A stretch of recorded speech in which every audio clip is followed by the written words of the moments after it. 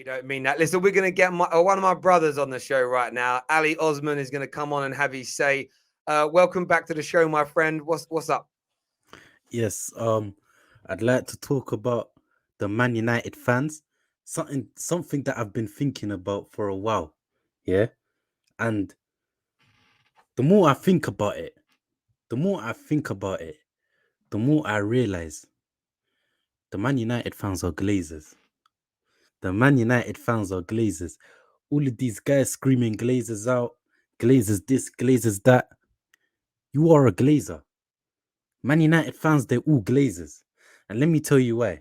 Because over the years, I realized that the biggest issue with the Glazers is that they listen to the fans. They listen to the fans. That's the biggest issue with the Glazers. They don't have their own proper structure, proper footballing people that, you know, and they don't have their own way. Their way is to listen to the fans. What's popping at the moment? And let me give you examples. For example, when they bought Jaden Sancho, a lot of the fans were screaming, "Getting Jaden Sancho." The fans signed Jaden Sancho. When they hired Ole Gunnar Solskjaer as manager, a lot of the fans were calling for Ole Gunnar Solskjaer at the time if the club really had a structure and they had a way, they wouldn't have hired Oli because their plan was to get Oli as an interim and then get in a manager. But because a lot of the fans were calling for Oli Gunnar Solskjaer, they get in Oli. So the fans hired Oli. They also sacked Oli when majority of the fans were against Oli. They sacked him. Same with Jose Mourinho. I remember you talking about how the fans were chanting Jose Mourinho's name after the FA Cup final when Louis van Gaal won it. Yeah, they were chanting it. And so the fans hired Jose. They also sacked him. When Jose Mourinho wanted Perisic, the fans stopped Perisic from signing because the majority of the fan base was saying, "Don't get Perisic in, keep Martial." They made that decision. They backed the fans over Jose Mourinho. So what I realized is the fans are glazers, but the fans don't want to admit. The fans don't want to take responsibility because when these things don't work out, when these signings don't work out that they were backing like Pogba, like Di Maria, like Schweinsteiger, in a couple years' time when it don't work out, they want to act like they didn't back it and they were saying, "Oh, we only make commercial signings." You was the one backing it at the time. You was the one, you know, for these decisions for not getting Perisic and keeping Martial. But then a couple years later, when it doesn't work out, you wanna back out and say I wasn't part of it and blame the Glazers. You were with the Glazers at the time. The Glazers listened to you. So yeah, that's what I've realized over the past, over the past weeks. I've realized the fans are Glazers. Mate, listen, I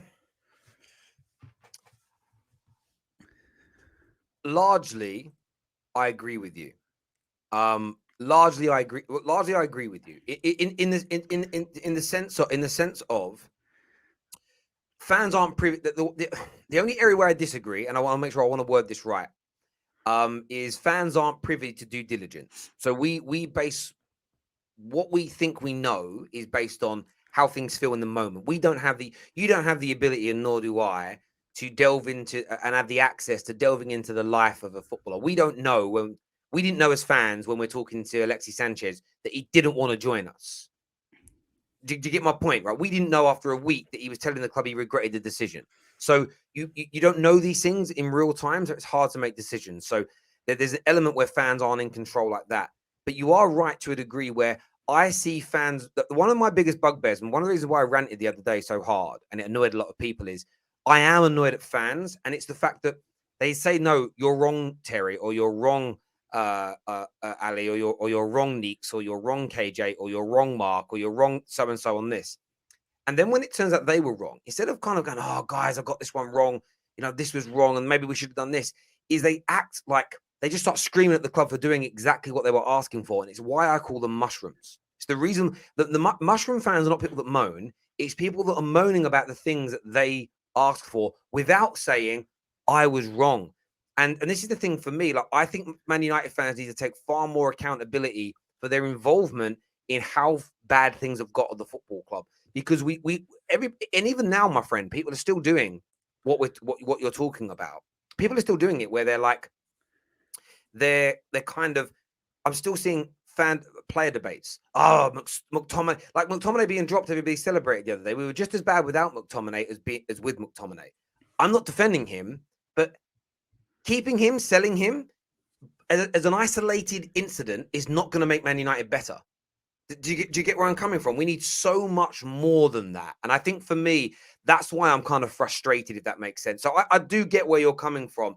As an example, one of the two of the biggest mistakes in the club's recent history was not selling Pogba and Martial for Jose Mourinho.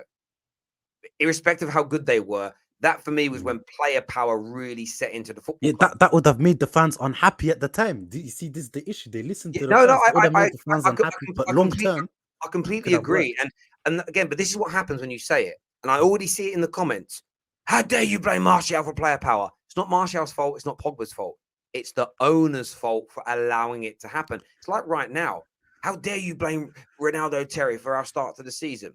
I don't think Ronaldo is the only reason, but I think it's a reason as to why the club isn't feeling great right now. They've got a player there, their star player, who doesn't want to be there. That isn't, that is not in a great space. Now, I know he's saying that he's going to come out and do an interview and say what he's got to say. And yeah, a lot of the media reports might not be wrong, but I don't think Ronaldo is 100% dedicated. I don't think Ronaldo wants to be there. I don't blame him either. But the club has made a mistake here because you've got this situation developing and growing and kind of manifesting itself, and it's causing issues. It's not Ronaldo's fault. It's the way we're run as a football club, and until we run the club right, and if you get a player incident every now and then you can maybe focus on the individual. But when it's every transfer window, this happens to us.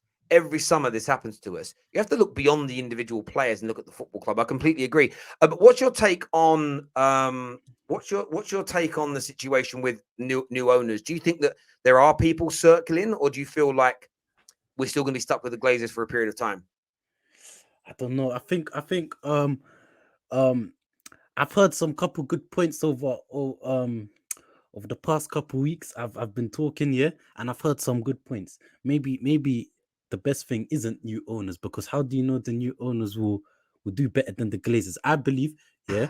Well, the more I was thinking, yeah, maybe the Glazers are just being advised wrong, because they've been spending the money. Not Oh, them, not them, not them. Okay, not them. Let me correct you. Not hang the on, hang club. on, hang on. But hold on, hold on, Hang on, hold on. wait.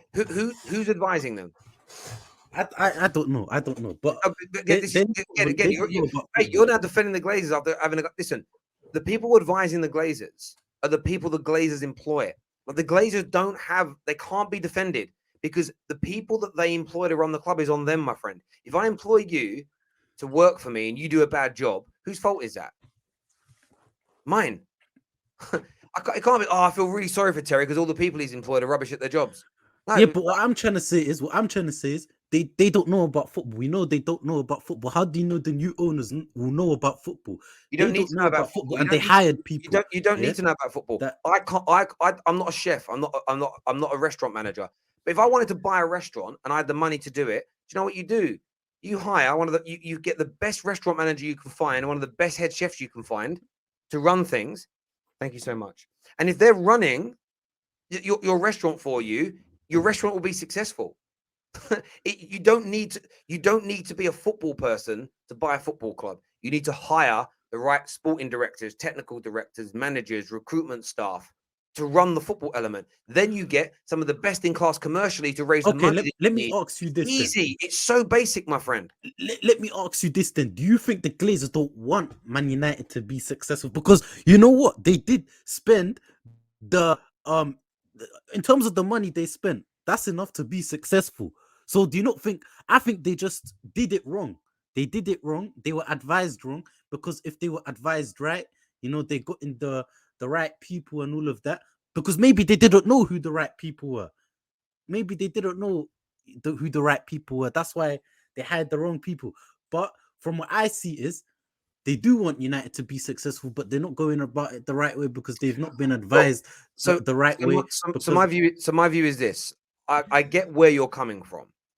Um, we need to be very mindful. They don't spend money; they spend our money. They don't spend their money.